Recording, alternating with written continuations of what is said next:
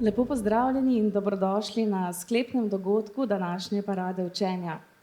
Zgodaj dopoldne smo jo otvorili z odprtjem knjižnice semen, zdaj pa jo bomo sklenili z razmišljanji o prihodnosti našega planeta, ki je še kako zelo povezana s semeni, a ne samo z njimi.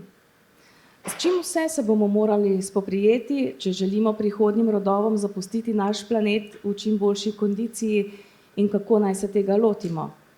O tem bomo v naslednji uri za tole okroglo mizo spregovorili z gosti, ki jih bom predstavila malce kasneje. Za uvod v ta posebni večer pa smo izbrali glasbo. Vlado Nunčič je edini izdelovalec lajn v Sloveniji. Že v rani mladosti je rad prisluhnil orglam v domači cerkvi na Sladki gori, kar ga je pozneje pripeljalo v šolo za izdelovanje glasbil v Ludwigsburg. Leta 1992 je izdelal svoj prvi orgelski pozitiv in še naprej raziskoval ter ohranjal stike z mojstri iz tujine. Danes poleg lajn izdeluje še druga historična glasbila. Zaigral nam bo na oprekelj v družbi Rudolfa Mazeja, ki ga bo spremljal na monokordu, z njima pa bo zapela še Karmen Gajšek.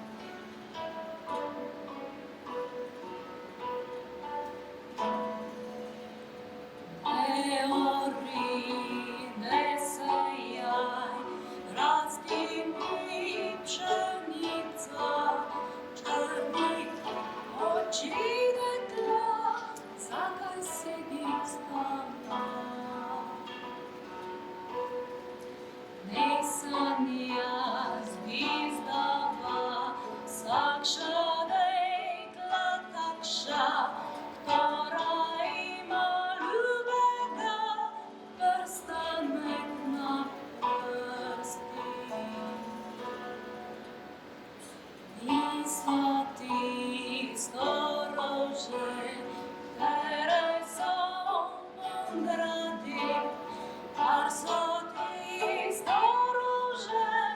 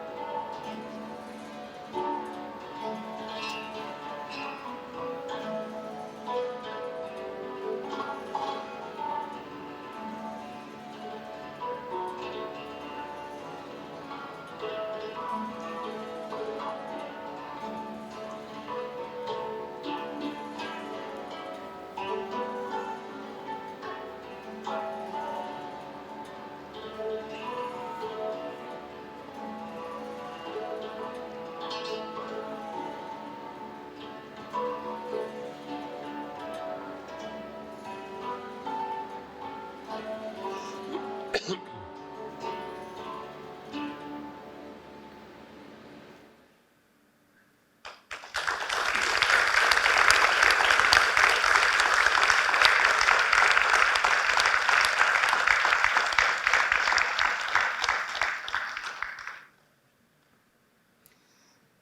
hvala lepa za ta čudovit uvod.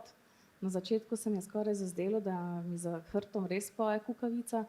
In kot je gospod Vlado Nunčič prejle na hitro razložil, tako se je razvila glasba z oponašanjem glasov iz narave. In ta razvoj nam je prikazal zdaj tudi sam s svojima nastopajočima. Tako in zdaj v družbo naših spoštovanih gostov. Z nami so nocoj raziskovalec, pisatelj, publicist, predavatelj in še, gospod Anton Komat, ki zase pravi, da je bil ves čas zagovornik narave in zdaj je vse bolj zagovornik ljudi in človeka. Bo pojasnil, kako in zakaj. Ob njem pa so tukaj še 3 dame. Gospa Sanja Lončar, ki že od leta 2005 vodi največjo slovensko nevladno gibanje, projekt Skupaj za zdravje človeka in narave, ki raziskuje številne naravne rešitve za težave sodobnega človeka. Njene številne zelo zanimive zapise najdete na spletni strani zazdravje.net. Dober večer tudi gospe Marinki Vovk, doktorici bioloških znanosti, ki se z okoljem ukvarja zadnji 2 desetletji. Je vodja projektov in strokovnjakinja z področja gospodarnega ravnanja z odpadki in preventivnih dejavnosti na področju zmanjšanja obremenjevanja okolja. Vzpostavila je tudi prvi center ponovne uporabe v Sloveniji, ki deluje v Rogaški Slatini. Z nami pa je tudi gospa Andreja Križan Lipnik, ki že več kot 15 let skupaj s svojo družino oblikuje rodovno posestvo po načelih Anastazije. Anastazijo poznamo iz zbirke knjig ruskega pisatelja Vladimirja Megreja Zveneče cedre Rusije. Žal pa se nam zaradi zdravstvenih razlogov ni mogel pridružiti pater Karel Gržan, ki pa mu lahko v njegovih nagovorih o različnih temah prisluhnete po mnogih kanalih, med drugim tudi na YouTube kanalu naše knjižnice. Lepo pozdravljeni in dobrodošli pri nas v Šmarju pri Jelšah.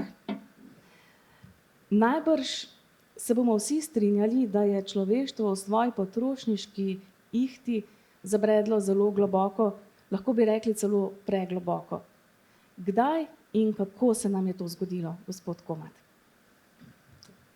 No, povzel bi s prvo mislijo, torej narava ni več sposobna polniti supermarketov.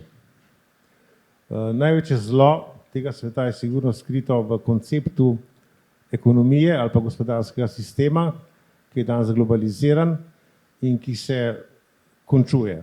Moramo vedeti, da kriza bo velika. Če pogledamo sistemsko teorijo, ki nas uči, kako se ti veliki sistemi potem spreminjajo. Torej, ko je dotok energije in snovi v en sistem moten, potem sistem preide v cono nestabilnosti, nenapovedljivosti, nepredvidljivosti. In če gledamo svetovni sistem, zdaj recimo globalni sistem, vidimo, da pada v neko kaotično stanje in tukaj sta samo 2 poti, ali totalen propad ali pa nekaj novega, torej tretje poti ni. To je osnovni zakon narave. Če sem začel z mislijo, da narava ni sposobna polniti supermarketov, pomeni, da je potrošništvo, to vulgarno potrošništvo, največ rak rana tega sveta. Povedal bi to temeljno nasprotje med ekologijo in ekonomijo, če je ekologija veda o delovanju živih sistemov tega planeta in je ekonomija veda o gospodarjenju s tem planetom, potem vidimo, da imamo zadevo na glavo obrnjeno. Torej imamo ekonomijo, ki ima koncept neomejene rasti, v naravi kaj takega ni. Torej edini koncept neomejene rasti je rakavo tkivo. Za rakavo tkivo vemo, kako konča, torej ubije gostitelja, pozabimo pa tudi, da s tem tudi samega sebe ubije. Torej je to tkivo morilsko in samomorilsko. In če imamo mi ekonomijo, ki je morilska in hkrati samomorilska, potem lahko trezne glave ugotovimo, da počnemo malo zakompliciran skupinski samomor. Torej ni rešitev v nekem zelenem preboju, pa nekih novih tehnologijah, pa neki digitalizaciji in teh norih zamislih, ker moramo vedeti, da nam norci vladajo, pametni pa norijo, ker živimo v svetu zblojenih milijarderjev, ki imajo neke patološke ambicije, da bodo svet spremenili v svoji maniri, ampak jaz sem samo z eno ambicijo, ki je v ozadju tega, kako bi oni si prisvojili nekako večno življenje, kajti pasite, težko je umrti, če imaš 200 milijard dolarjev na računu, pa si star 85 let, kako tak človek ne umre. On sanja o večnem življenju, on bi si kupil večno življenje, ampak to večno življenje ni na prodaj. Nažalost na njihovo žalost je narava tako poštena, da vsi končamo to svojo življenjsko pot, kot pravi knjiga knjig, v praksi povrneš. Torej, so te bolane ambicije v večnem življenju preslikane v neko gensko tehnologijo, v neke digitalne, v neko umetno inteligenco, samo blodne in zelo predolg. Jaz mislim, da je kronska stvar nas, ki živimo v tej deželi, da propadlo globalizacijo nadomestimo z lokalno ekonomijo preživetja. Torej, da postavimo gospodarstvo, ki ga je slovenski narod skozi zgodovino obvladal. Gre za čim višjo stopnjo samooskrbe v vseh elementih, ker če zdaj gledamo krizna dogajanja po svetu, vidimo, da imamo ekonomsko krizo zaradi pohlepa in jasno potrošništva, imamo potem energetsko krizo zaradi istih razlogov, Slovenija ima dovolj energije, imamo geotermalno energijo, imamo gozdove in tako naprej, torej lahko postavimo neko svojo ekonomijo energetike, rabimo za količino hrane, čim večjo količino samooskrbe in zavarovane vodne vire, svoje zdravstvo, svoje šolstvo, predvsem šolski sistem je zelo pomemben in jasno neko kulturno identiteto. Torej, opolnomočenje lokalne skupnosti v polnem smislu, to smo mi skozi zgodovino preigravali.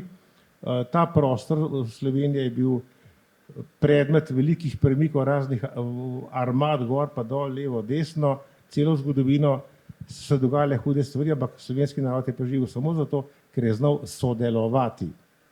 Mi smo se naučili sodelovati, mi smo se naučili v najtežjih trenutkih se povezati in premagati te negativne dogodke zgodovine. To, da smo zdaj padli na to prevaro, bi rekel, neke digitalizacije, pa nekega profitnega motiva, pa to, da smo pristali, da se nam je razbila pa razkrojila socialna mreža, ker je dajala moč narodu. Tle bi samo še zaključil z enim stavkom, ki ga blebetajo politiki, da rabimo več znanja za večjo konkurenčnost, ker je popolnoma zgrešeno, torej več znanja pomeni samo reprodukcijo obstoječega, torej pifljanje, ponavljanje tistega, kar je nekdo drug se spomnil. Konkurenčnost pomeni, da smo en drugom sovražni, torej meč kontra sodelovanju. Jaz predlagam drugo opcijo, da rabimo razcvet domišljije, ustvarjalnosti za velike spremembe, ki so nujne, če ćemo preživeti. Finale, narava nam nudi vse rešitve. Stopimo v en star gozd, imamo popolno reciklažo, vse je na sončni pogon, nobenega odpadka ni, vse je lokalizirano, rabimo samo razcvet domišljije, razcvet inženirskega duha, da bomo te tehnologije, ki jih je narava razvila skozi milijone let evolucije, prenesli v človeško družbo. Na prvi pogled enostavno, ampak dovolj zapleteno, mi moramo ta preskok narediti, kot bitje, ki ga je ta narava ustvarila in smo del te narave, ne pa da se postavljamo na neko juxta pozicijo, da bomo mi karkoli uravnavali na tem planetu. Hvala. Ja, hvala lepa. Vi ste sami večkrat izpostavili tako, kar smo zavozili na globalni ravni, lahko rešimo torej le na lokalni, in pri čemer ste še tudi posebej izpostavili hrano. Kako torej lahko rešitve poiščemo v lokalnem okolju? A je lahko Slovenija, prej ste omenili Slovenijo, ampak Slovenija je tudi del sveta, a se lahko čisto odmaknemo od ostalega dela, ali to bomo lahko razvijali skupaj z drugimi? No, jaz sem pristaš tega, kar zunaj teoretiki pravijo TEK, Traditional Ecological Knowledge. To pomeni tradicionalna ekološka znanja. Naš narod je skozi zgodovino, skozi stoletja bivanja razvil absolutno sobivanje s tem prostorom. Ne? Mi smo razvili kulturne rastline, ki smo razvili številne sorte teh kulturnih rastlin, na tisoče sort, ki danes izumirajo, ker so nas preplavili hibride iz korporativnega platoja. Ne? Torej vidimo, da če obudimo tradicionalna znanja preživetja, to je bistveno za en narod. Ne? Narod, ki ni sposoben sebe prehraniti, ne bo dolgo obstojal. Ne? In mi smo dopustili v slovenskem prostoru, da je propadlo, mislim, da je že preko 25,000 malih kmetij. Propadlo. To je nepovraten proces in te propadle kmetije smo nadomestili z supermarketi, z ogromnimi parkirnimi površinami na najboljši ravnicah orne zemlje, ne? V nekem lažnem upanju, da bo ti marketi skozi polni. Ne bodo. Tako so jutri prazni. In moramo vedeti, da je na njivah vsaj eno leto, da se kulture obrnejo, da kaj zraste, da kaj zajesti. Torej, moramo se mi zavedati kot ljudje, če že imamo zblojene politike, ki so v bistvu, veste, dajmo si naliti čiste vode v kozarec. Naši politiki so gauleiterji, so samo upravniki slovenskega prostora po direktivi Bruslja. Mi nimamo več avtonomije kot narod. Mi moramo to avtonomijo sami si vzeti v svoje roke, kar sem prej omenil, opolnomočenje lokalne skupnosti. Lokalno ekonomijo moramo nazaj postaviti, ki jo znamo, v zgodovini smo jo znali čudovito postaviti in jasno sodelovati v te socialni mreži, ki smo tudi postavili skozi zgodovino, je pa zdaj razbita. Tako da jaz mislim, da imamo vse pogoje, samo časa ni veliko, ne.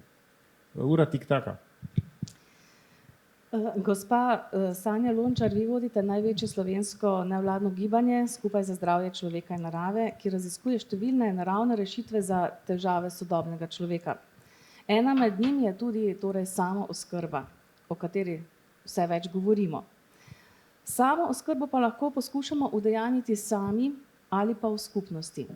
Vi pa ste velika zagovornica skupnostne samooskrbe. Zakaj in kakšne so njene prednosti?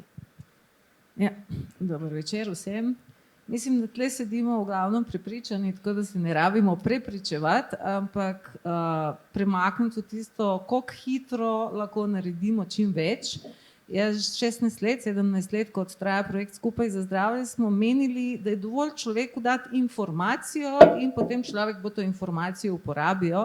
Ampak kako čas se odmika in kako se norost krepi, ugotavljamo, da le informacija ni dovolj, oziroma večina ljudi še vedno misli, da bo to nekdo drug namesto njih naredil, da bo znanost nekaj že pogruntala in da se bo problem rešil, brez da je treba roke umazati, oziroma da oni bojo všečkali, lajkali in navijali za naše.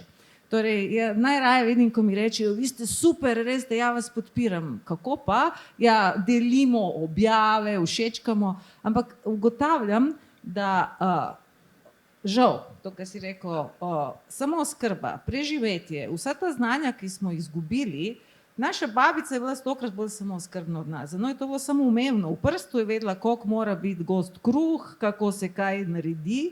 Mi se to učimo, mi hodimo na tečaje, da osnovne veščine, ki so bile samoumevne, pridobimo nazaj. Veste, tudi ta, recimo, knjižnica semen, ki se zdaj odpira, vse lepo in prav, ampak vam povem, koliko sem enih semen dobila od ljubiteljev samooskrbe, iz katerih čisto nič ni izraslo, oziroma izraslo nekaj povsem drugega od tega, kar smo mislili, da bo. Torej, med entuziazmom, navdušenjem in obvladovanjem in znanjem so leta, ne dnevi, ne tedni, leta. Moraš 5 let gojiti zelje, da si sposoben po sorti prepoznati že po sadiki kaj. Moraš leta in leta slediti enemu drevesu, eni zdravilni rastlini, da jo ujameš v njenem ritmu, energiji. To se ne da v knjigi prebrati. Ja, pišem knjige, ampak se zavedam, kje imajo limit. Limit imajo v tem, da je to še vedno gledaš meni, nisi pa jedo jed.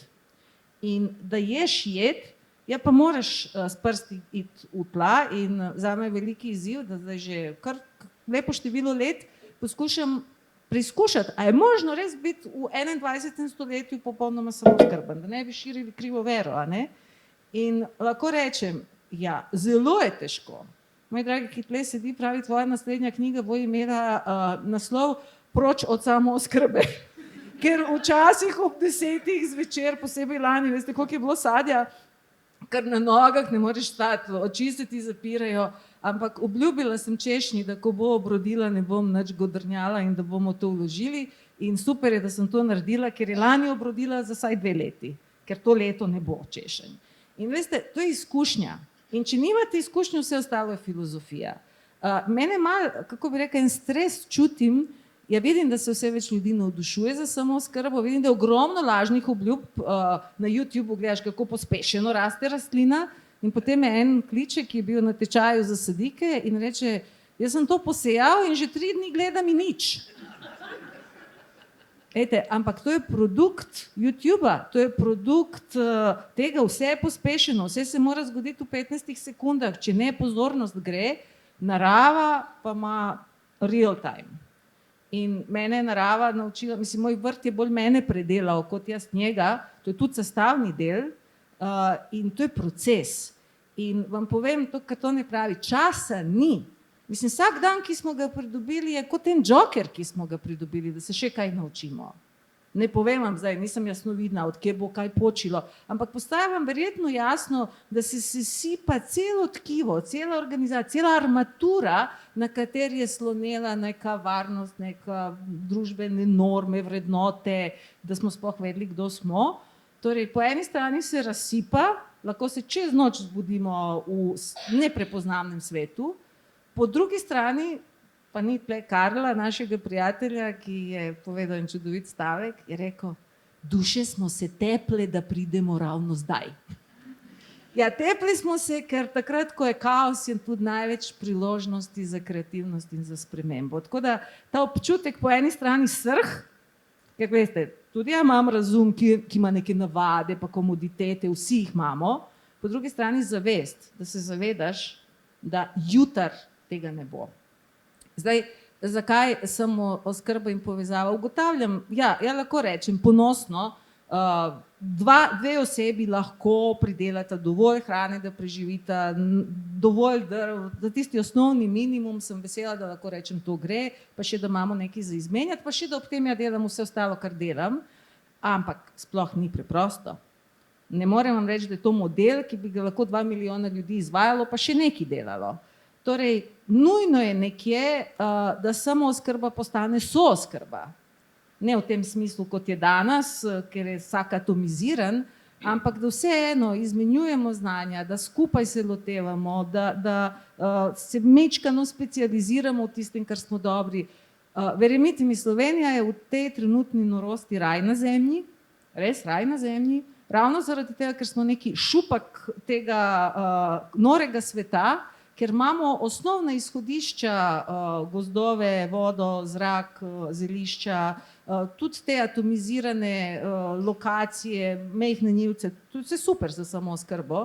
In tudi to, da ne verjamemo sistemu, je za nas super. Ja predavam v Nemčiji, pa verjemite mi, ko pridem v dvorano in rečem, na podeželju, koliko vas je, ki imate svoj vrt, kaj mislite, koliko odstotkov dvigne roko?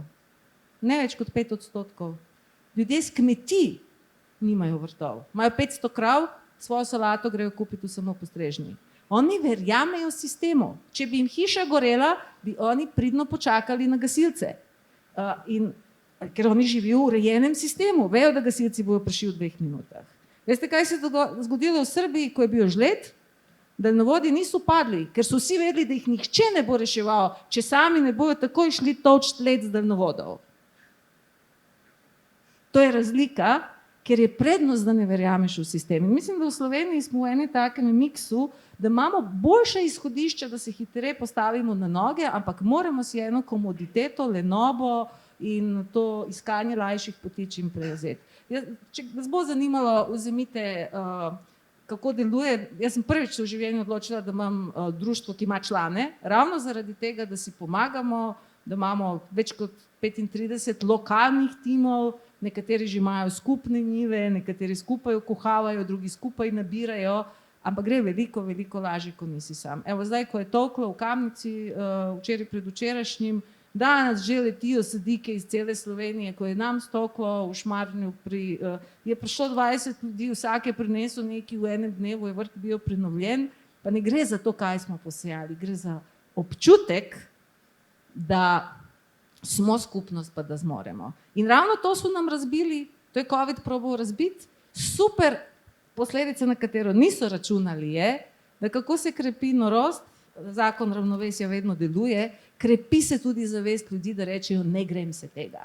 Tako da, če se želite iti česa več, dajte poberite novice, malo sledite temu, kar počnemo.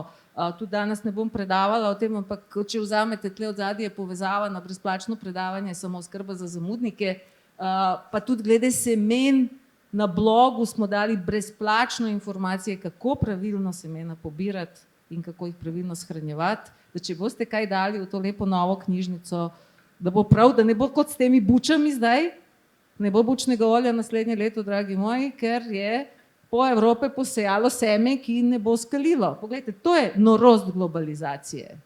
Kaj vse visi na nitki? Kaj pa, če še pšenica ne bi niknula? Tako da tle zaključujem in dajmo čim prej zmigati, ja nimam kaj drugega za sporočiti. Hvala. Ja, hvala lepa. Jaz imam še eno podvprašanje, čeprav ne maram spraševati veliko o COVID času, ampak se mi vseeno zdi.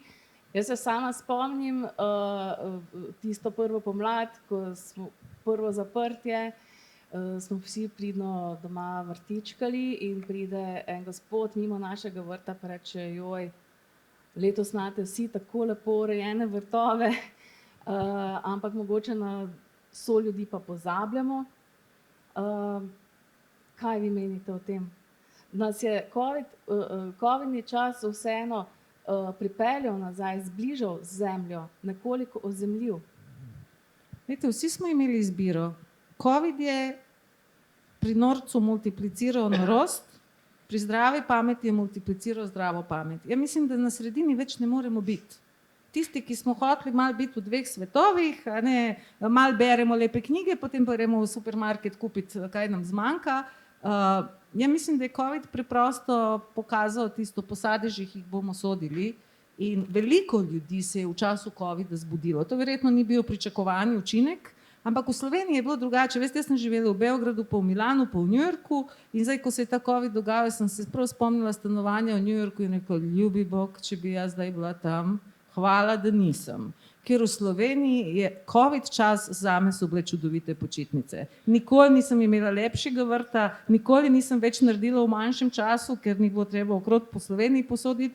Tako da vam povem, za mnoge je COVID bil trenutek streznitve, ne morem pa reči globalno, od človeka je odvisno. Neko seme je vzklilo.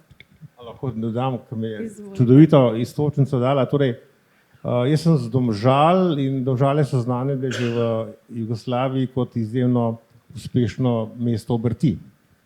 No in ravno v tej histerizaciji okrog COVID-a je bila blokirana vsa obrt. En kup obrti je propadlo, obenem so pa vse korporacijske enote delale neomejeno. Torej sem videl, da je udar po preživetju lokalne skupnosti. Torej uničiti lokalne podjetja, torej družinska podjetja, pa družinska obrt je vzame kriminal. No in naša skupina, naš način upora od septembra leta 2020, smo, ker so bili pač prepovedi obiskovanja kulturnih prireditev, pa lokalov, pa vsega tega, kulturnih ustanov, smo razglasili Park Svobode, zavzeli ta park in vsak petek imeli zborovanje ljudi, ki se niso pokorili histerizaciji, ampak skupina je naraščala vsak petek od 20, pa 40, pa 80, pa 100, pa 120, torej cel park je bil poln ljudi, mi smo imeli zunaj predavanja in ko je bilo zelo hudo mraz, nam je odstopil prostor en podjetnik, ki ni smel poslovati, ki je bil jazz klub in smo se tam ilegalno dobivali, kot v času vojne, se vojna je bila, itak mi smo bili kot neka osvobodilna fronta takrat, No in kaj se je zgodilo? To, kar je ona rekla, ko je ta pritisk histerizacije jenjal, so ljudje rekli, mi se pa ne bi razšli, pa razpustili, dajmo kaj skupaj početi. Pa ste ljudje bilo preko več kot 100, 130, 140, mi smo ustanovili skupinske vrtove. Torej vsa ta skupina zdaj obdeluje zemljo na skupnostnih vrtovih, imamo pač zemljo od kmetov pogodba 25 let, ustanovili smo društvo, pridelujemo hrano s tem, da so tle izobraževanja, predavanja, izleti, druženja, torej nastaja nova skupnost, ki je nezlomljiva. Jaz mislim, da iz vsakega dreka se lahko splava ven. No, tako nekako. Ja, krasen primer, en čisto konkreten in zdaj k tega konkretnega, še k enemu konkretnemu.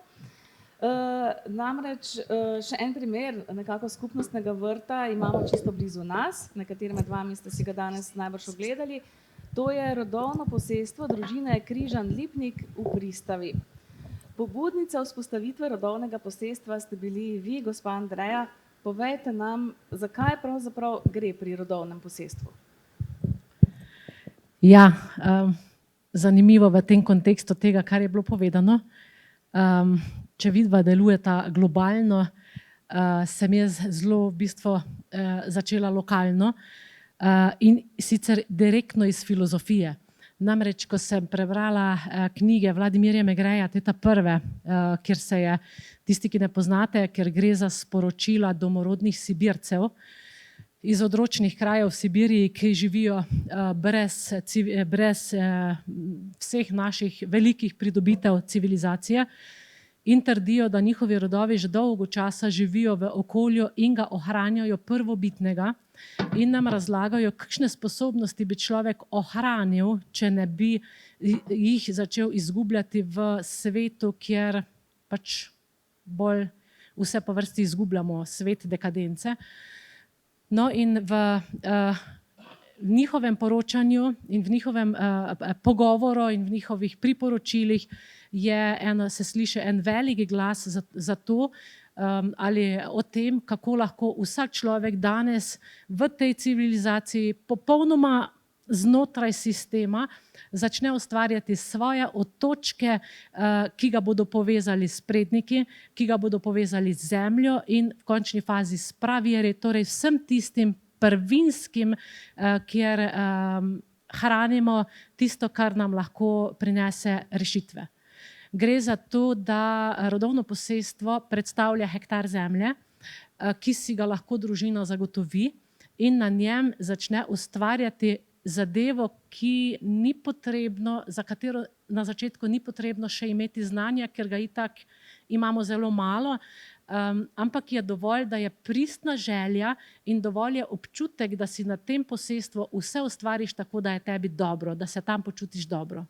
S čim ustvarjaš? Ustvarjaš živimi bitji, delaš z ekosistemi, gozdni, vrtni, travniški, čebele, voda, potem gozd in iščeš v sebi tiste pokazatelje, da je pa to zdaj lepo narejeno, da to pa tebi na dušo paše. Namreč gre za to, jaz sem prepričana skozi svojo izkušnjo, da hranimo v sebi neka praznanja, neke intuitivne vzorce ali informacije, ki nas na način, tudi če se dolgo ne poglabljamo v knjige, jaz vem, da mi ogromno znanja manjka za to, da bi nekaj intelektualno znala narediti, ampak čustveno pa naredim in mi je všeč in je dobro in rata in nastal je taki otoček tega hektarja, za katerega se je pokazalo iz zraka, kolegi so se vozili slučajno zgoraj z zmajem, da ima čudovito podobo, ki je popolnoma spominja na keltski vrt, ko gledaš, ampak nisem tega vedela, to sem šele potem ozavestila. In tako naprej, neki ti pravzorci se kažejo in tudi neka praznanja.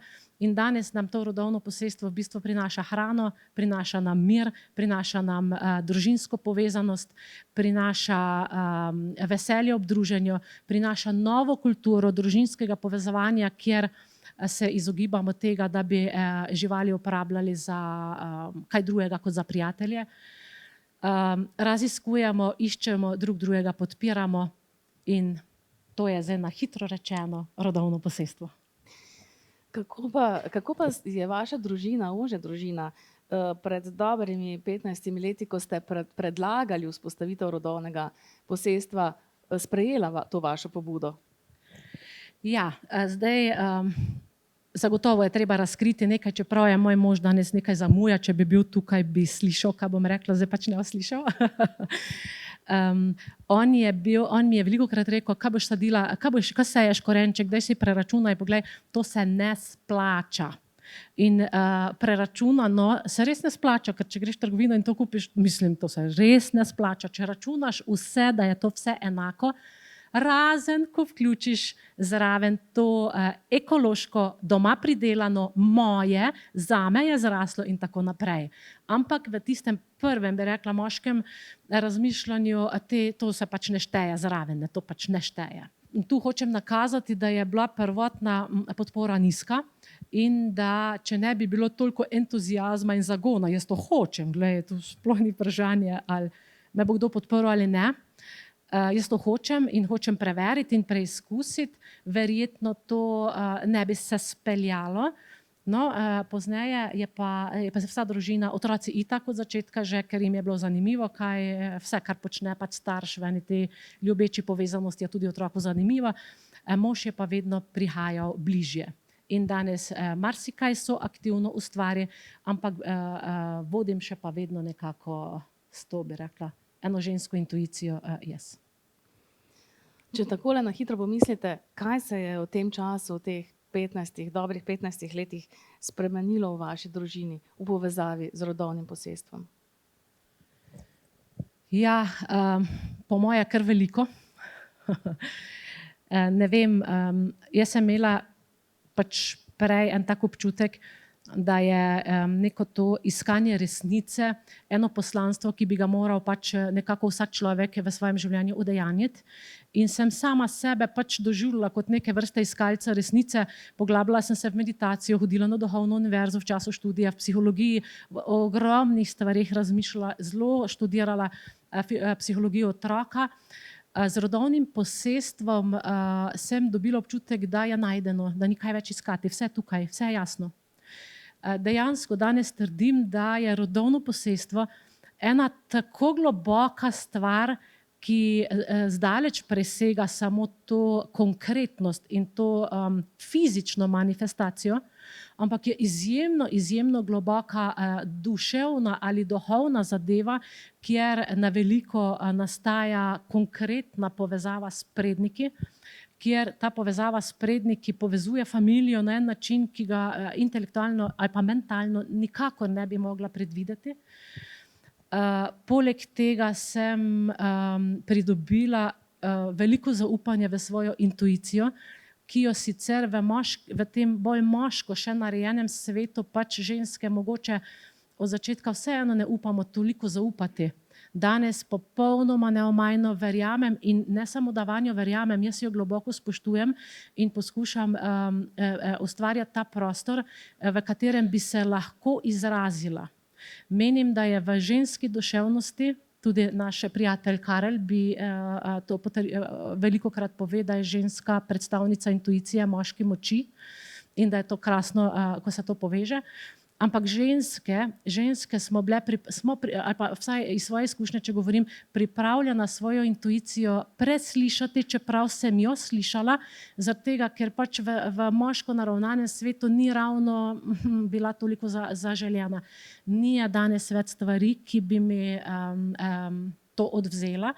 In iz te globoke intuicije sem nekako vodila v najinem odnosu z možem, da smo 4. otroka rodili v skladu zanosili, nosili in rodili v skladu z obredi ljubezni.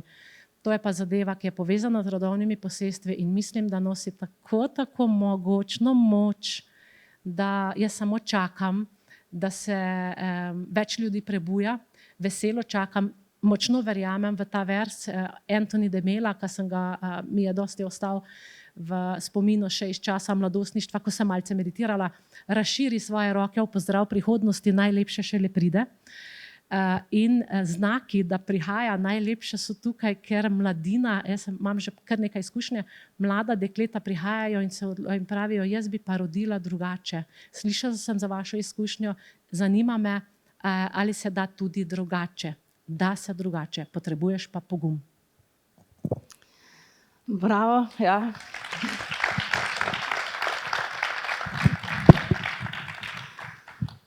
Iz tega lahko sklepam, da vas vse bolj sprejema tudi vaša okolica, širša družina, sosedje in še kdo? Ja, ko nam je ati predal hektar zemlje, je bilo moja skrb zanj, ne zame. In sem rekla, poglej, ati, ti kmetuješ še klasično, si pač klasični kmet. Ljudje te poznajo kot klasičnega kmeta. To, kar pa želim jaz delati, je pa, jaz bom vozila gor kamenje, glej, jaz si želim sever, jug, zahod in tako naprej. Drevesa bom posadila, to je ta travnik, ki mi ga želiš predati, je ravninski travnik, to je prvo kmetijsko zemljišče. Poglej, lahko mi kje drugje, čeprav bi vzela, seveda, če mi ti ponuješ to zemljo, ampak mogoče, da ne bo neprijetnosti, premisli. In je takrat prinesel mlade orehe, zato da v potrditev, glej, posadi, če vam pa dam zemljo in ne mi govorite o drugi zemlji, če imamo domačo zemljo. Tako da globoka hvaležnost staršema, tudi moji sestri, ki tamle sedi in nadaljuje in že ustvarja drugo rodovno posestvo. Namreč ona je tista, ki jača to vizijo, ki je, ko enkrat ustvarjaš to zadevo, je, da bodo okrog tebe rasla nova ta posestva, nove lepe oaze, samooskrbne oaze, krasne oaze z vmesnimi potkami in na sredini bodo skupni prostori, kjer se bo zdravstvo, kjer se bo pač dogajalo šolstvo in tako naprej na malce drugačen način kot sedaj. Tako da v končni fazi pa moram reči, da je družino predvsem povezalo vse člane moje družine in ne samo člane zdajšnje obstoječe družine, ampak tiste tja v daljno zgodovino, ki sem jo prej videla samo medlo, zdaj pa vedno bolj jasno in vedno globje. Torej, spremembe so nujne za napredek in začeti moramo pri sebi. Tule smo zdaj slišali eno čudovito zgodbo. In če smo prej govorili pri hrani, spremembe niso potrebne samo pri hrani, ki je bistvena za naše življenje, ampak tudi pri skrbi za naše okolje, za naravo in končno za naš planet. Gospa Marinka Vovk, vi se med drugim ukvarjate tudi s programi okoljskega ozaveščanja z namenom promocije trajnostnega načina razmišljanja in oblikovanja družbenih vzorcev mišljenja za razumevanje delovanja sistema narave, ki pa ne proizvaja odpadkov. Kakšen je ta sistem in kako deluje? Ja, lepo pozdravljeni vsi. Zagotovo je tisto prvo vprašanje, ki se pojavi, ko se odločiš, ko greš iz stalne službe, šolstva za nedoločen čas in greš v podjetništvo in to v socialno podjetništvo, ker se takoj pojavi vprašanje, ali je s tabo vse v redu, da se odločiš za nekaj, kar sploh ni sigurno in veš, koliko podjetij propade, namesto da bi ostala nekje na varnem in pač odpredavala in bila brez skrbi, imela dovolj časa in se ne ukvarjaš s tem, kaj pač se bo zgodilo ali se ne bo. In ravno to, da postaneš sprememba in da si nekaj upaš in da tudi tvegaš. Brez tveganja pravzaprav ni nič in to tveganje seveda vedno prevzameš nase in tako sem iz tistih po 7 letih dela v šolstvu prešla na to, da je moje poslanstvo več kot samo to, da kot kemik predavam in da, ker sem se tudi v doktoratu ukvarjala s tem, kaj pravzaprav delajo naši možgani, ko vemo, ko imamo znanje in ko imamo na izbiro, da izberemo neko pravo rešitev. Torej, toliko znanstvenikov, toliko pametnih ljudi bi rekli, ne, in se pogovarjamo o tem, kar smo prej slišali. Torej, ali nekaj ni v redu. Torej, kje imamo mi svoje misli, kje imamo mi svoje znanje? Ali mi res uporabimo znanje za to, ker vemo, da delamo pravilno, ali ker sledimo neki množici, torej nenehnim potrošniškim vzorcem, ki so vezani tudi na to, da imaš s tabo vest, če ne boš kar nekaj kupoval, vstal v vrsti, vedno znova potrjeval, da ti pa imaš več, ti pa lahko kupiš in tebi ni treba nekaj uporabiti, kar je nekdo že.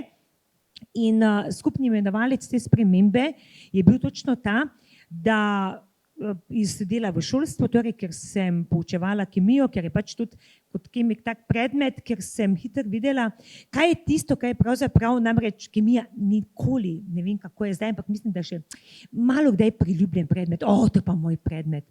Večina mladih, na vseh stopnjah sem poučevala, nekako je imela občutek težko, nerazumljivo, formule, torej ne, da mi vidimo nekaj, kar je najbolj eksaktnega, je vendarle kemija, si upam trditi. In če mi znamo to videti s pravimi očmi, potem je to zelo lahko. In na drugi strani imela sem opravka z mladimi, ki zdaj niso bili tisti, ne, iz pravih družin, torej naučijo se na pamet in ne vejo, kaj znajo, pa vendar znajo za odlično. Važno je, da imajo odlično, ni važno, kako ravnajo. In po drugi strani zopet mladi, ki so imeli določene težave, ki so se že takrat pojavljale tudi v različnih teh izobraževalnih, torej po vertikali, pa vendarle, se ti boš pa šel delati v tovarno, ker pač nimaš zdaj pač odličnih, se tam tudi rabijo take, ki bodo pač delali za strojem. Meni je bil izziv ta, da taki ljudje, ki so drugačni, ki imajo pod narekovajem nek primanjkljaj, pa imajo druge kapacitete, vendarle najdejo to drugo pot, ker taki ljudje so lahko tudi drugačni v razmišljanju. Torej ne sledijo, ker ne zmorejo po biološki plati slediti nekim normam, ki so bile predvidene, ampak imajo pa tisti drug kapital, ki ga pa nekdo drug nima. In ko to seveda združimo, je to bilo logično, da sem šla na odpadke, in to je bil tudi tisti, ti kot znanstvenica z odpadki, a veš, s tem se ukvarjajo tisti, ki pač se ne učijo, ne? Če se ne boš učil, boš pač šel odpadke delati, logično. Ne? Torej, da nekaj tako skrajnega prevzameš, potem si že takoj odpisan tja za na strani. In izziv je točno bil ta, da z nečem, ker dajemo svojo sled, vsak izmed nas pušča neko sled kot polž, torej postavimo se in če pogledate danes, koliko nečesa ste sproducirali, dali ste nekam, a ste dali v to rumeno vrečo oziroma v rumen zabojnik, ki je na tem območju tudi zaradi mene prišel sem, in s tem seveda bistveno zmanjšal količino mešanih odpadkov, ker to so bile take male revolucije. Skoraj sem pristala na grmadi takrat na ministrstvo, ker sem si upala nekaj narediti, ker so bili predpisani ekološki otoki, vi ste imeli to tiste velike zabojnike, nič bolj všečnega, vse skupaj, od bananenega olupa do plenice pa do kosa pohištva, vse skupaj v tisti zabojnik, bo že komunala, bo že OKP za to poskrbel. In ko smo seveda s komunalnim podjetjem takrat šli v take male revolucije, v teh spremembah, je to bilo nevšečno. Mnogo, tudi tule smo imeli predavanja, kako s čim kaj narediti, to ni bilo všečno. Saj plačujemo, pa skozi smo tako delali, kaj zdaj si nekaj izmišljuješ, pa skozi je bilo tako. Torej to razumevanje omejenosti virov, ni nenehne rasti, ves čas o tem govorimo, ne more narava in ta vidik same linearne proizvodnje, ki je s tem seveda zadnjih 20 let omogočil rast trgovin, kjer je vse tako poceni, da se v resnici res nič ne splača, ubiti vsako tisto željo po kreativnosti. Zakaj bi zdaj nekaj popravili, če pa tam dobiš v oni novi trgovini za tak nizko ceno, vrži to. Škoda časa, škoda sploh česa. In izgubili smo občutek, da se nekaj sploh da popraviti. Zakaj pa bi? Mi smo na ravni Evropske unije mogli svojo pravico do pravil izboriti. To več nisi smel popravljati. Zakaj? Če pa je novo toliko poceni, zakaj bi se nekaj popravljal? To je ja škoda vsega. In zopet, ne, pod črto sem v bistvu dosegla tisto zadoščenje in ta cilj, ki sem ga želela, da ljudi, ki imajo torej težave, ki so na zavodu za zaposlovanje 15, 19, 20 let, vsi ti ljudje so pri nas zdaj, imamo 40 redno zaposlenih, torej ta full time, ne, kjer pomeni, da imajo svojo službo, znajo torej doživeti sebe, ker so dosegli to, kar so želeli, da so zaposleni. Oni niso bili nezaposleni zato, ker niso hoteli delati, ker so se znali izogniti, tudi taki so, ampak zato, ker niso zmogli, ker so na neki stopnji prišli do nekega svojega spoznanja nemoči, različne bolezni, različne situacije, skratka, ampak na ta dolg rok je to pomenilo vedno večje oddaljevanje od smisla, da jaz nekaj zmorem, da nekaj znam, da sem sploh sposobna za sebe preživeti, kaj šele, da imaš tisti občutek, da ti za nekoga poskrbiš. In kaj lahko bolj pristnega, da odpadkom, torej zavrženim izdelkom, vrnemo življenje. Kaj lahko bolj genialnega, da to, ko nekdo zavrgo, nekdo kupi. Si predstavljate?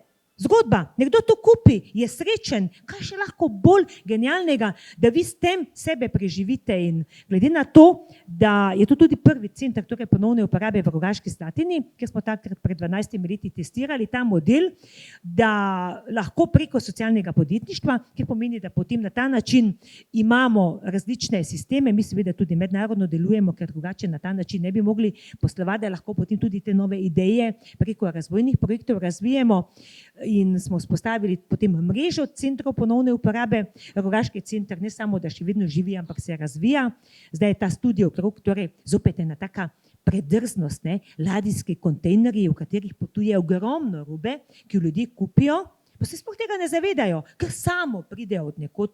In ti ladijski kontejnerji so na tisoče si jih kopiči tudi po Sloveniji, zato ker nazaj ne grejo, ker prazni so predragi, da bi šli nazaj. Tako kot vi mnogo katere embalaže ne morete vrniti nazaj, ker je predrago, da jo bo nekdo zbral, odpeljal, počistil pa vrnil nazaj, predrago, ne splača se.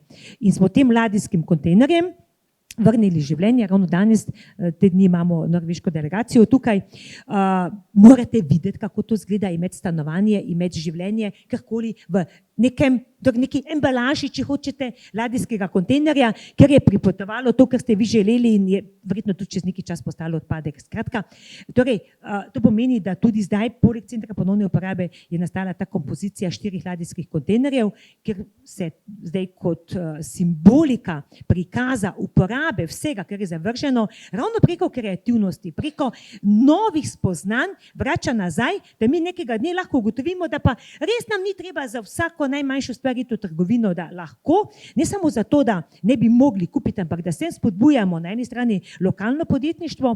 Tukaj so zaposleni ljudje iz lokalnega okolja, ljudje torej, ki so bili potisnjeni na rob, za katere klasično podjetništvo ni imelo prostora in tudi kaj ne proizvajajo, če pa ni, kaj boste delali, če pa niti ni takih podjetij, tovarn, ne? Torej, ta genialnost zavrženega in ljudi, konec koncev, in izdelkov združimo, naredimo torej ta socialno-podjetniško družbeno odgovoren sistem, ki na prvo mesto postavi človeka, odnos do okolja, odnos do virov. 24. aprila letos smo porabili vse, kar smo imeli, torej živimo na kredit do okolja. Se tega sploh zavedamo? Večina ljudi ne. Večina ljudi sploh nima tega občutka, da ni mogoče, ker imate, tako kot iz vsakega računa, ki ga imate, ne morete, ker imate enkrat zmanjka, če ne boste polnili. In to polnjenje tega okoljskega računa, ki ga delamo mi na ta način, mogoče navidezno, ne, če časih tako kdo pogleda, pa se to glede, tam gor na onem hribu, ne, mi se nahajamo v Tuncucu, torej tam, kjer je pač zbirni center, kjer je zraven to postrojenje centra ponovne uporabe in zdaj tudi studio kroga, torej studija krožnega gospodarstva. Vse to, več kot samo ta vidik, bomo rekli, varčevalni do okolja, je največji kapital tega premik v glavi. Torej, da se mi nekega dneva zavedamo, da se da živeti krožno. A smo zdaj pri naravi v obliki prehranjevanja, v sami miselnosti, v izdelkih. Torej, vse to lahko krožno obrne, ampak samo ta faza zavedanja in zato vedno znova poudarjamo, kako pomembno je, da to v okolju lokalnem, ker smo, to je kapital, ne nazadnje Ljubljana, mi smo v Ljubljani 9. center spostavili. Torej, zakaj? Zato, ker vedno to bilo načelo. Dajmo najprej na podeželju. Tam so ljudje, ki nimajo vsega. V Ljubljani je vse bolj dostopno. In dajmo najprej tam, ker če bo tam delovalo, potem bo tudi delovalo na višjih sistemih. Skratka, ta sprememba torej pomeni, da si upate nekaj, tudi ker nekaj žensk vas vidim tukaj, torej tudi tisto, da si žensko podjetništvo pridobi več sugestij.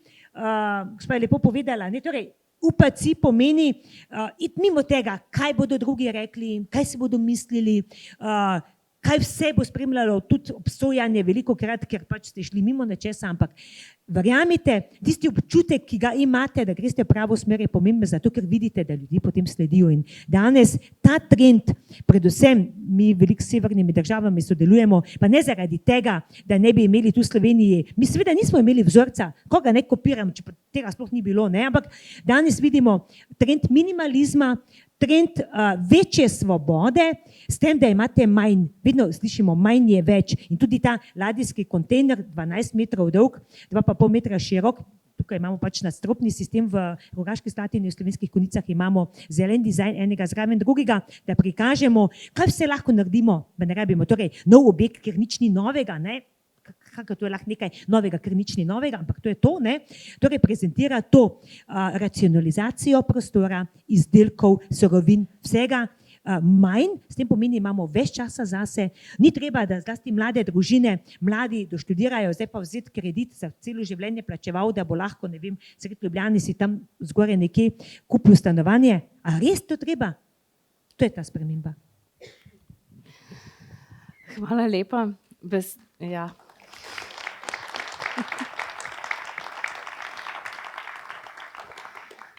Besede sogovornikov so bile jasne. In tudi narava sama nas opozarja in vabi, naj bomo mi, vsak slehernik med nami, sprememba, ki jo potrebujejo ona sama in človeštvo kot celota. Pri tem nas vabi, da se umirimo, ji prisluhnimo in se prizemljimo. Zemlja nam ne le nudi hrano za preživetje, ampak nam prav tako odvzema bremena, odnaša bolezni. Čisto za konec imam za naše spoštovane goste enako vprašanje. Kakšna je vaša osebna izkušnja, kako je vas življenje nagovorilo, da ste postali sprememba v svetu? Gospa Sanja.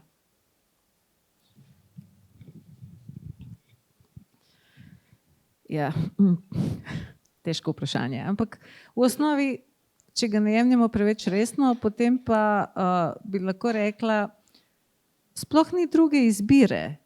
To naš razum misli, da ima izbiro, ampak če odmislimo razum, v osnovi izbire ni. Lahko životariš ali živiš kot najboljša različica sebe. Meni se zdi, da se ne splača vsega tega matranja v tem svetu, da bi životarila in da bi zaradi, ne vem, nekega komforta ali neumnosti okolja iz sebe delala delček sebe. To je tako kot iz pepelke, da si moraš noge odrezati, da pašeš v neki. Jaz predavam veliko v vrtcih in ko me sprašujejo, ja, kako ste vi tako kreativni, pa postavljate tako kreativna vprašanja, žal niso veseli, ko jim rečem, to je zato, ker nisem hodila v vrtec. Bila sem na srečo bolna in so me dali babici na kmetijo, babica pa je imela zlomljen kolk, pa ni mogla leteti za mano. Pa sem ja lahko po strehi hodila, pa imela svoje pokopališče podgan, pa se ima zastrupila z ricinusom, pa plezala po vsem živem, pa ni bilo centra za socialno delo, da dozame otroka staršem. Ampak jaz sem prepričana, da to svojo neomajano kreativnost, da znam postaviti vprašanja in da vidim, kdaj je car go, da to ja vlečem od tam. Otroci še v vrtcu morajo se naučiti ob 10 pojemo, ob 11 lulamo, ob 12 spimo in iz kostanja delamo ježka, ker je to kreativnost. Oprostite, to ni kreativnost, to je vzgoja tovarniškega delavca. Ne vidijo nič v kostanju drugega kot ježka ali ne vem kaj. In ja mislim, da je zelo pomembno, da se naučimo dojeti, kdo smo. In takrat bomo tudi vse to, kar se dogaja, manj resno jemali, ker takrat res, ko se povežemo s predniki, s sabo, ko začutimo, ko zavohamo, da nismo tle prvič, potem dojamemo, da je tudi kot ena španska ali turška nadaljevanka, ne? Pa smo mi zdaj tle nekje v 126. nadaljevanju, pa vam mogoče manj ni jasno, kaj je bilo prej, ampak tudi še ni konec. In nehajte imati tako resno, neprecenljivo, tako kot ovi milijarderi komisije vse ali pa nič. Mi smo tle zato, da kreiramo. Vse ostalo je čista kraja naših potencialov. Tako da mene veseli, jaz sem vesela, da sem ravno v Slovenijo padla, ker se mi zdi, da je prav Slovenija en čudovit kreativni peskovnik, ker so možne stvari, ki v New Yorku ali nekje drugje preprosto niso možne. Ker zelo hitro pridemo na kritično maso, a ne, da se nekaj zgodi. Tako da, ja mislim, da je to. Dam besedo naprej.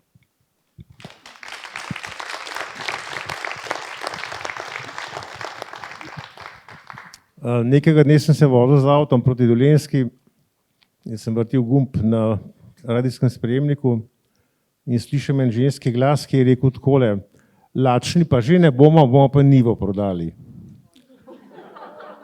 In zalažen nisem zletel z ceste. Sem si mislil, kam smo padli kot družba, ne?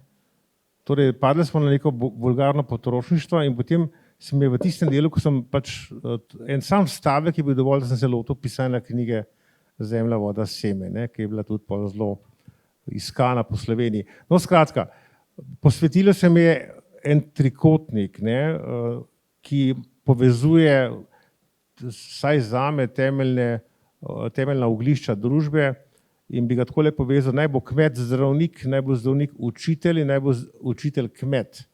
To pomeni, naj bo kmet zdravnik, da bo pridelaval hrano, ki podpira zdravje, torej zdravo hrano, s tem je realizirano Hipokratovo načelo, naj bo hrana tvoje zdravilo. Naj bo zdravnik učitelj, pomeni, da bo zdravnik učil, kako zdravo živeti, da ne bomo zboleli. Danes so doktorji, služabniki farmacevtskih korporacij, nažalost, zato očitno medicina rabi našo pomoč, da se osamosvoji nazaj in postane plemenita dejavnost, kot je bila celo zgodovino. In naj bo učitelj kmet, to pomeni, da bomo reformirali šolstvo v to smer, da bodo otroci dobivali praktična znanja, kako preživeti. Ne, da se pifljajo neke stotine podatkov, ki jim ne bodo nič koristili v življenju, s tem pa samo favoriziramo pifljare, ne pa ustvarjalne otroke v razvoju v bodočnosti. Ne. Ja, ko sem že pri trikotniku, sem prepoznal poleg tega trikotnika še en trikotnik, ki je pa bermudski trikotnik. Vi poznate ta zelo glasni izraz, tam zginevajo letala, padajo dol v Karibsko morje in ladje zginevajo, ampak mi ga imamo v slovenskih domovih, bermudski trikotnik, kjer zginjajo ljudje s svojim zdravjem in tudi duše ljudi so pogubljene. Ta trikotnik sestavljajo kavč, televizija pa hladilnik. Ne? Torej na kavču sedimo, smo imobilni, gledamo televizijo, kar je totalna garancija, da doživimo šok, pa stres, pa depresijo in jemo industrijsko hrano z hladilnika. Ne? Torej vidimo, da ta trikotnik, če ga primerjamo kmet, zdravnik, učitelj, potem imamo tudi rešitev na dlani, ne? Da je iz tega bermudskega trikotnika izstopimo ven, še s poudarkom, ko še enkrat poudarjam, preživetje naroda je lokalna skupnost, opolnomočenje lokalne skupnosti in kot je že Sanja prej načela, torej mi imamo izjemne teoretike v Sloveniji, v zgodovini, ki so danes pozabljeni. Glejte, Janez Evangelist Krek je koncept zadružništva postavil. Nadaljeval ga je Andrej Gosar in tako naprej. Skratka, zadruge, če danes omenite zadruga, ne bodo rekli, to je pa komunizem, pa so petletke, pa stalinizem, pa kaj in kaj. Ne, 25% ameriške ekonomije so zadruge. In zadruge je tisto, kar afirmira lokalno skupnost, ker ni osnovni motiv profit, vemo, kam profit pelje, ne? Ampak je osnovni motiv sodelovanje ljudi in tisto, kar je bistveno, da vsak zasluži toliko, da dostojno živi. Mislim, da imamo recepte v svoji zgodovini, jaz sem že prej poudaril, koliko je pomembna zgodovina in zato je tudi politiki nenehno radirajo, brišejo in spreminjajo, ker ne želijo, da se mi spomnimo, da so naši predniki nekoč preživeli tudi hude čase. Ne? Toliko mislim, da v afirmacijo ta narod je preživel marsikaj hujšega, ko se danes dogaja, pa tudi to bomo preživeli, ne pozabiti sodelovati. Na to vas polagam na srce.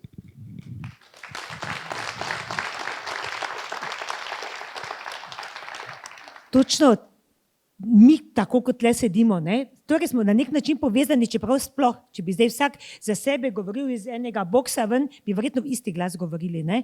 Torej ta zadružništvo, socialno podjetništvo, jaz kot prva socialna podjetnica, tudi kot prvo socialno podjetje, kaj to sploh je? Torej neka logika, točno tega, da mi te kapitale, ki so, znamo vnovčiti v prid ljudi družbe. Ker pogledajte danes, prepolne police, šibijo se, nabasani hladilniki, konec koncev materialnih dobrin preveč.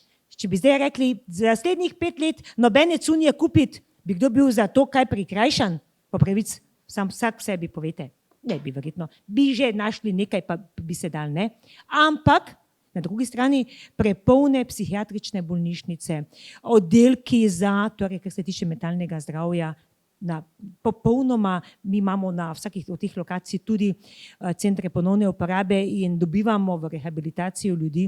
Torej nezadovoljstvo, popolna apatičnost pri mladih, skratka ne bomo šli v to smer. Ampak tam smo in zdaj se samo vprašajmo, kaj torej mi rabimo. In tisto, kar sprašujete, je v bistvu to, a mi znamo sami pri sebi videti, da je to, kar mi delamo, v bistvu naše poslanstvo. To ni ono, ponedeljek zjutraj, služba. Zdaj, kje bom koga našla, vsi so krivi za to, da se jaz slabo počutim. Torej, cel kup neke negativne energije, ki je pač točno to, ne, preko medijev vedno znova poudarja nekdo, kje koga. Skratka, nek negativizem, ki v ljudeh vse čas buja pozornost, da če niso taki, potem z njimi nekaj ni v redu. Sitite se k neki mizi, kjer ljudje klepetajo. Verjamite, nikoli zadnje čase ne boste slišali kaj pozitivnega. Vedno bo vse negativno. In bodite tudi spet iste sprememba, pa povejte, kaj pa komu manjka in kaj bom jaz naredila, da bo boljše. Ne čakati na tam nekoga tretjega za mano. Kaj bom jaz naredila? In če jaz znam to narediti, potem bom jaz tisto poslanstvo, da bom znala živeti tako, da bo meni dobro in ne bom kazala s prstom, kaj vse so drugi krivi, zato da jaz nečesa nimam. Jaz moram znati to narediti. Seveda ni lahko, ves čas poudarjamo, zakaj ni lahko, ker boste takoj imeli množico ljudi, ki bodo dokazali, da ni z vami nekaj v redu, ampak tisto občutek, veste, ko delate to, da delate z lastnim zadovoljstvom, ker v resnici, koliko rabimo, da preživimo materialno, tudi pojemo, zdaj ne vem, kaj bodo. Mislim, če samo to preslikamo, a res mora naša ta ekološka sled, če se tako izrazim, ker se tudi merijo ekološki pod narekovajem naši vplivi, ne, biti tako negativna zaradi tega, ker nam pa zato nič ni boljše, nismo nasmejani, nismo najbolj srečna družba, doma kup stvari, ki bi jih lahko naredili na pozitiven način, ni. Torej, nekaj manjka tisto lastno zadovoljstvo, lastnega duha, ki ga spoznamo, da res smo sposobni narediti to, kar nam je v lastno zadovoljstvo, torej kot poslanstvo, da druge dvigujemo in ko meni zaposlena reče, veš kaj, jaz zdaj živim, prej sem bila že tam, da nisem, kot da sem se rodila. Ker ni to nekaj največ, da začutimo, da ljudje, s kom delamo, sodelujemo, zaživijo tisto svoj notranji občutek, da sedaj pa imajo to, kar so iskali. In brez vas tega ne bi bilo. Na ta način lahko ustvarimo srečno družbo in potem ne bo potrebnih toliko nekih študij in ne vem česa vse, ker če bomo vsi mi to naredili, potem bo to nastalo. Lahko ne vem, koliko zakonodaje, uredb, deklaracij, ampak glede, samo se ne bo premaknilo. Nič ne koristijo študija na študijo. Mi moramo to živeti in mi moramo znati to v lokalnih okoljih negovati, pa kar je najbolj pomembno, delati, sodelovati z ljudmi, ki to razumejo in ki to znajo. Ne se ukvarjati z onimi, ki ne bojo, vse bojo naredili, da ne bo. Pustimo. Gremo mi s tistimi, kateri verjamejo z nami in uspelo nam bo.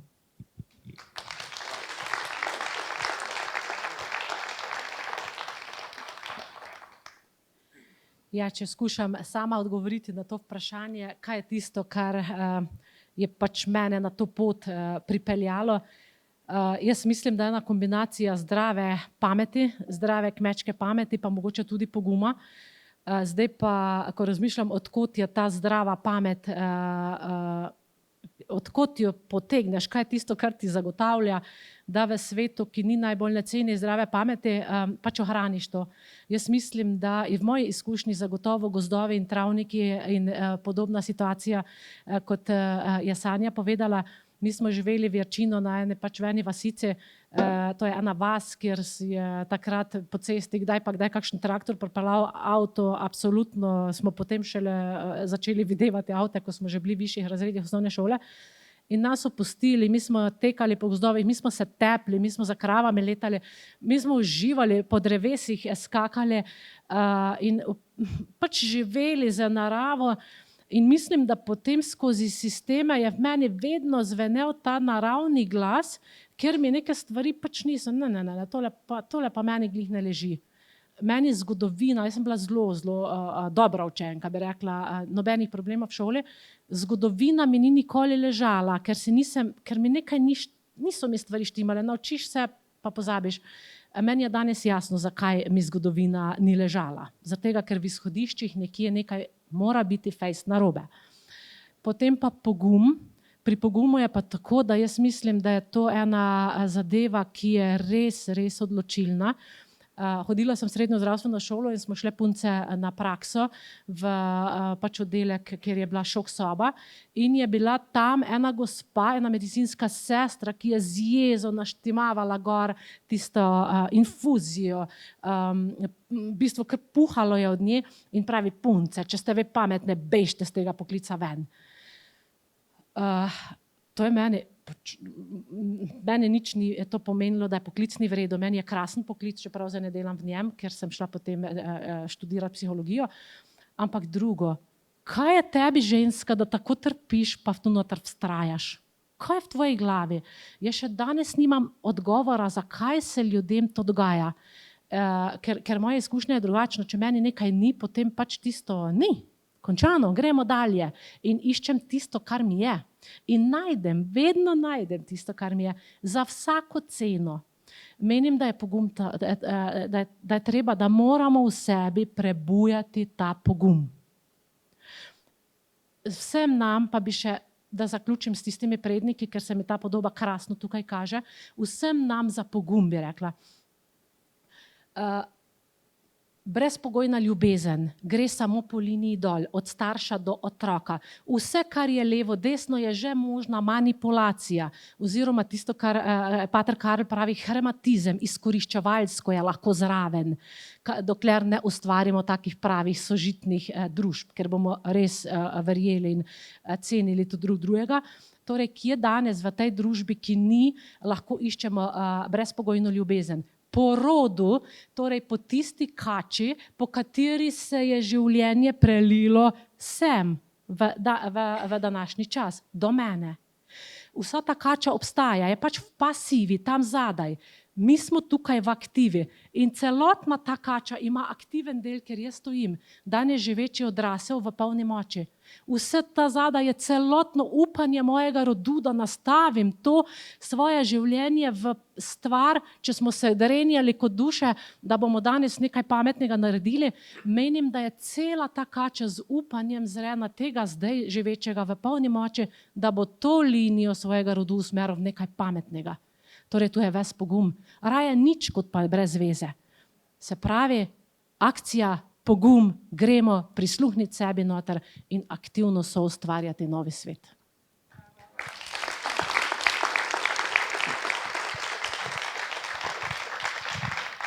Ful pogrešam Karla, ker nekako ga že čutim, kaj bi nam zdaj povedal. Moram vam povedati, kako sem jaz sploh Karla prvič v življenju slišala. Sploh se takrat nisva še poznala.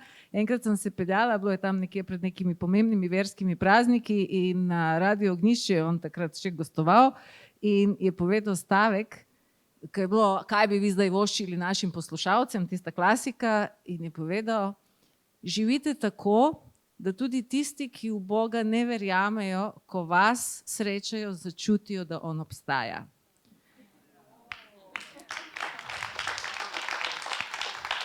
Jaz sem takrat morala zaviti s ceste, ker sem imela, tako me je začelo tresti, ampak verjamem, da če bi bil tukaj, Karlo bi nam to zdaj povedal.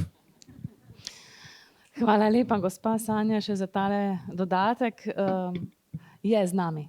Čeprav ne na stolu, ampak je.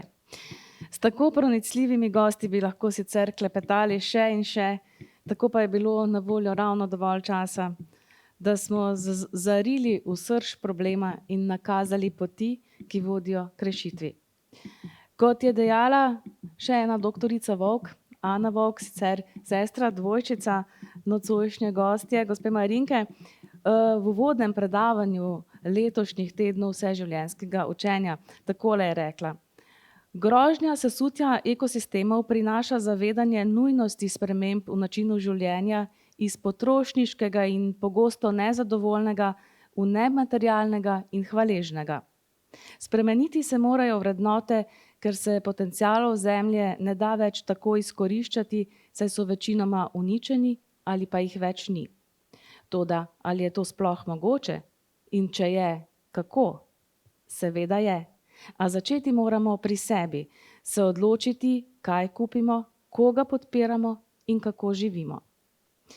Hvala lepa našim gostom, ki so nam razkrili, kje so zmote, prevare in laži sodobnega sveta in kako se jim zoperstaviti. K temu ves čas prispeva tudi naša knjižnica z literaturo, izobraževanji, od danes pa še konkretneje s knjižnico Semen. Vabljeni, da jo čim večkrat obiščete in da prispevate tudi k širitvi njenega fonda, vendar previdno, ne, gospa Sanja. Preden pa se razidemo, še enkrat vabim na oder gospoda Vlada Nunčiča, da z glasbo to lepo pospremi v večer.